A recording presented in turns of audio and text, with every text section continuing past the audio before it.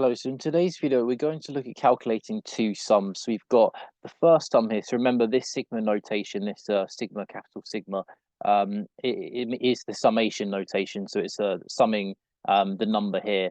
So yeah, for the first sum we're going to calculate is this sum here. So we're going to sum from r equals 1 to n, the number 1. So in other words, what this means is we're just summing the number 1 n times. So we're going to start from r equals 1, then r equals 2, then r equals 3, then r equals 4, up to n. But there's no r's in our sum here. There's just the number 1 there. So all this notation means is it just means that we're summing the number 1, so 1 plus 1 plus 1, n times.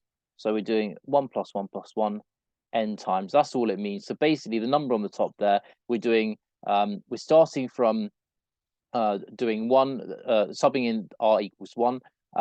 So technically you think about it like this, you put like an r to the power of 0 there. So starting from r equals 1 and then r equals 2. So remember the way these summations work is we use integer numbers. We start from an integer 1 and then go to the integer 2. So plug that into the formula, then plug in the integer 3 into the formula, plug in the integer 4 up to the integer n.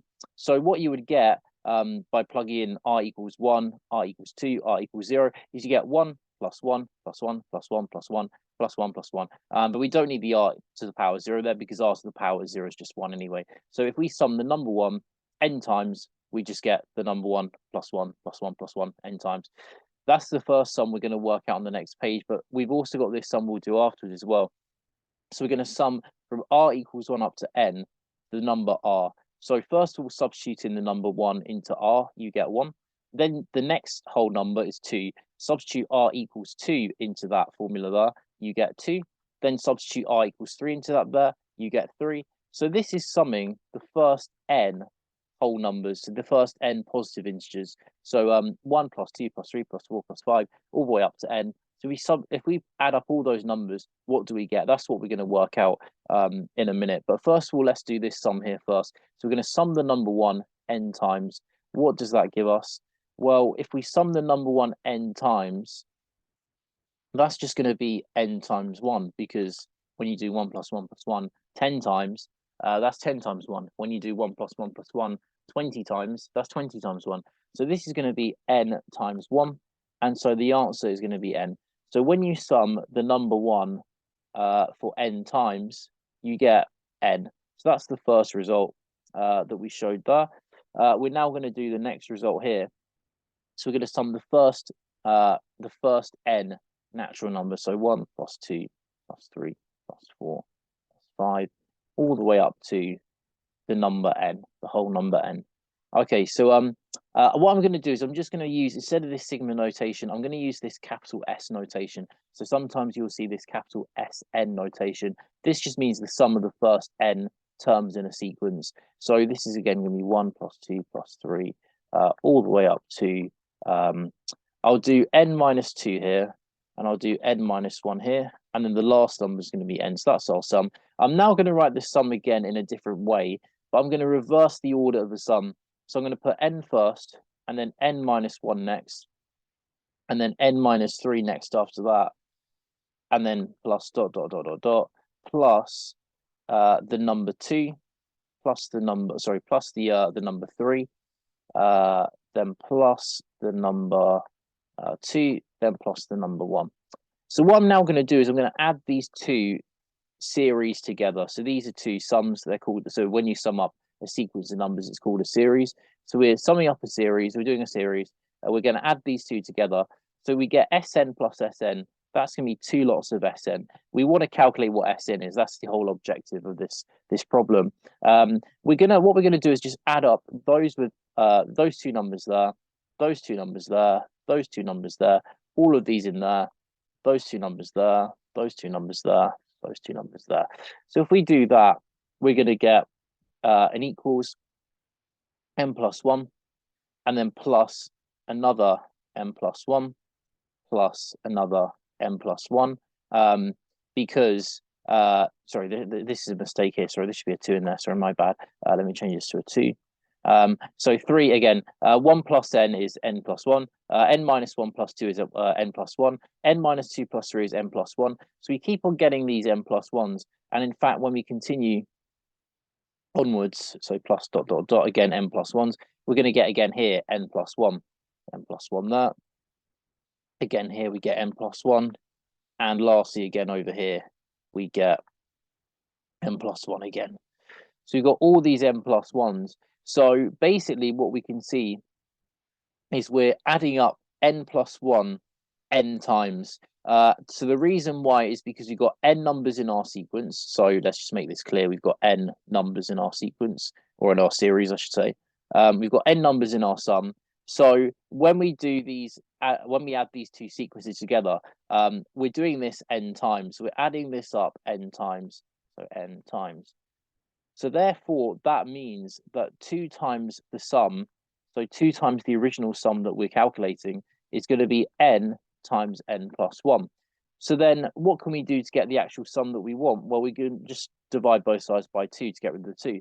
So when we divide by 2, we get Sn equals a half n times n plus 1. So therefore, that means that when you sum the first n positive whole numbers, you get a half times n plus 1. So that's the second result. So yeah, that's our result for that summation there. So we'll just go through like a couple of brief examples. So examples. So when you do the sum, so example number 1. So when you sum up the number 20 from r equals, let's say 4 up to r equals 20. So what would this sum be? So this is using the fact that this fact over here, that when you sum the first, when you sum number 1 n times, you get n. So that's using this fact. So this is going to be the sum. So let's think about this. So we're summing, I mean, let me again write this really explicitly so you can just see and understand. So this is the sum from r equals 4 to 20 of 20 times by r to the power of 0. And we're just substituting in 4, 5, 6, 7, 8, 9, 10, 11, 12, 13, 14, 15, 16, 17, 18, 19, 20 into the formula there and adding them up. But we're starting with this one instead, with the number 4 instead of the number 1. So actually what we can say is this is the same as summing up from r equals 1 to 20, the number 20, and then taking away the sum from r equals 1 to 3 of 20, because the sum of the first 20 20s, when you add them up, when you add the 20 up 20 times, the question wants us to add up 20 times from the number 4 to the number 20. So we've got to remove the first 3 numbers. So we've got to remove the first 3 20s in our sum, because then we get the 4th 20, the 5th 20, the 6th 20. We want to get the 4th 20, the 5th, the 6th, 7th, 8th, all the way up to 20th 20. But we don't want this one, this first 20, this second 20, and this third 20. So we need to remove the first, second, and third 20.